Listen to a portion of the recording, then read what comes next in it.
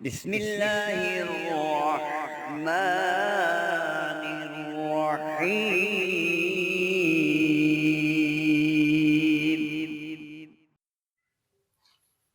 نحمده ونصلي على رسوله الكريم.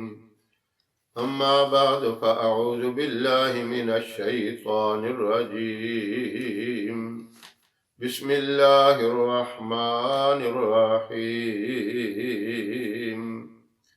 اللهم صل على محمد وعلى آل محمد كما صليت على إبراهيم وعلى آل إبراهيم إنك حميد مجيد. اللهم بارك على محمد وعلى آل محمد كما باركت على إبراهيم وعلى آل إبراهيم إنك حميد مجيد. صدق الله العظيم. محترم سامعین، السلام علیکم ورحمۃ اللہ وبرکاتہ۔ 12 ربیع الاول کی رات اور 12 ربیع الاول کا دن، یہ تمام عالم اسلام کے لیے بہت ہی خوشی کا دن ہے، اور اتنا مبارک دن ہے کہ جس کا کچھ اندازہ ہم نہیں لگا سکتے، کوئی اس کی مثال ہم نہیں دے سکتے۔ کسی چیز کی عظمت بتانے کے لیے کوئی نہ کوئی تشبیہ ہوتی ہے، کوئی نہ کوئی مثال دی جاتی ہے۔ یہاں تو کوئی ایسی مثال ہے ہی نہیں، کوئی ایسی تشبیہ ہے ہی نہیں کہ اس دن کے ساتھ دیں، کیونکہ اس کی عظمتیں ہی بہت زیادہ ہیں۔ آپ صلی اللہ علیہ وسلم کی تشریف آوری اس مبارک دن میں، اور ایسا مبارک وقت جب آنے والا ہوتا ہے تو پہلے ہی تیاریاں شروع ہوتی ہیں۔ سب سے بڑی خوش قسمتی ہماری یہ ہے کہ اس مبارک دن میں ہم وہ عمل کریں جس سے اللہ بھی خوش ہو جائے اور اللہ کا رسول بھی خوش ہو۔ سب سے اہم چیز یہ ہے، کوئی ایسا عمل ہم سے نہ ہو، ایسا فعل سرزد نہ ہو جس سے اللہ کی ذات ناراض ہو جائے۔ نمازوں کا اہتمام، ذکر و اذکار کا اہتمام، قرآن پاک کی تلاوت کا اہتمام، درود پاک کثرت سے پڑھنے کا اہتمام، یہ عمل ہونے چاہیے۔ کوئی ایسا عمل نہ ہو جو صحابہ نے نہیں کیا ہم کرنا شروع کر دیں، جو آپ صلی اللہ علیہ وسلم نے جس کو برا سمجھا ہم اس کو کرنا شروع کر دیں، یا جس عمل سے آپ نے منع کیا وہ کرنا شروع کر دیں۔ قرآن کریم میں اللہ نے خود بتایا، ما آتاکم الرسول فخذوہ وما نہاکم عنہ فانتہوا۔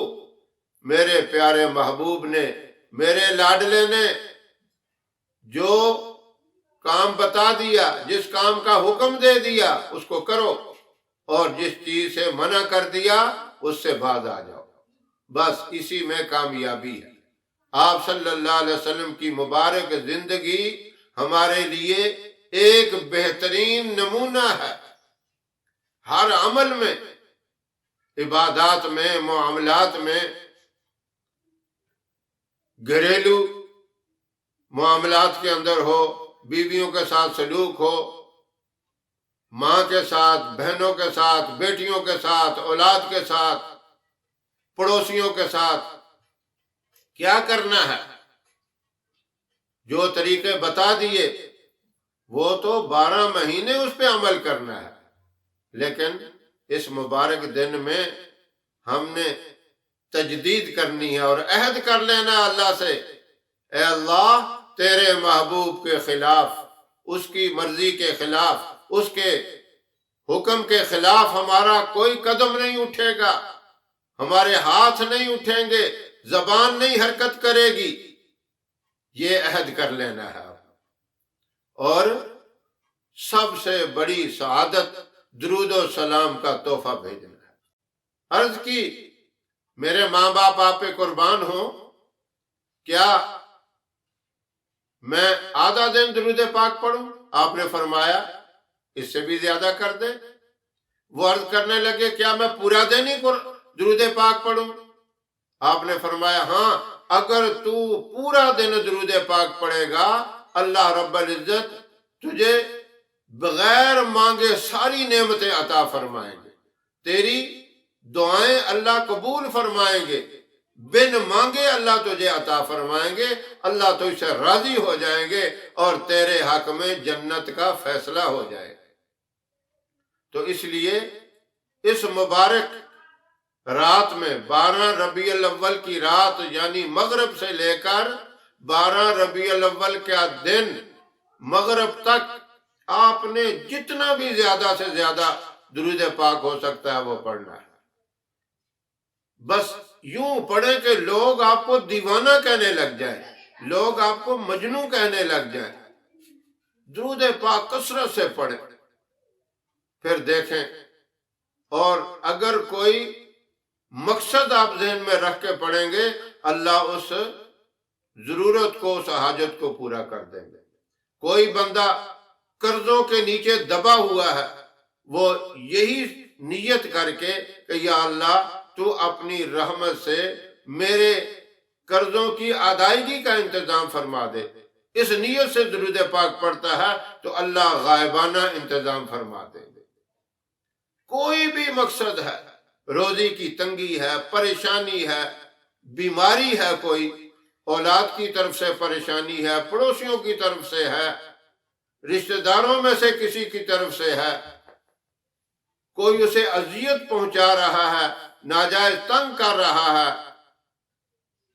وہ نیت کر لے کہ میری یہ تنگی، یہ پریشانی دور کر دے، اللہ اپنی رحمت سے وہ پریشانی بھی دور کر دیں گے۔ اور اگر آپ کی کوئی نیت نہیں، ویسے ہی پڑھتے جاتے ہیں، تحفۃً ہدیۃً آپ صلی اللہ علیہ وسلم کے لیے یہ پڑھتے ہیں تو فرشتے آپ کا یہ درود آپ صلی اللہ علیہ وسلم تک پہنچا دیتے ہیں۔ ہماری ویڈیو آپ کو پسند آئے اسے لائک کریں، شیئر کریں، ہمارے چینل کو سبسکرائب ضرور کریں اور ساتھ والے بیل آئیکن بٹن کو دبائیں تاکہ ہماری ہر آنے والی نئی ویڈیوز کی اپڈیٹ آپ تک آسانی سے پہنچ سکے۔ اللہ آپ کا حامی و ناصر رہے۔ انشاءاللہ پھر کسی نئے وظیفے کے ساتھ آپ کی خدمت میں حاضر ہوں گے، تب تک کے لیے اجازت دیں۔ السلام علیکم ورحمۃ اللہ وبرکاتہ۔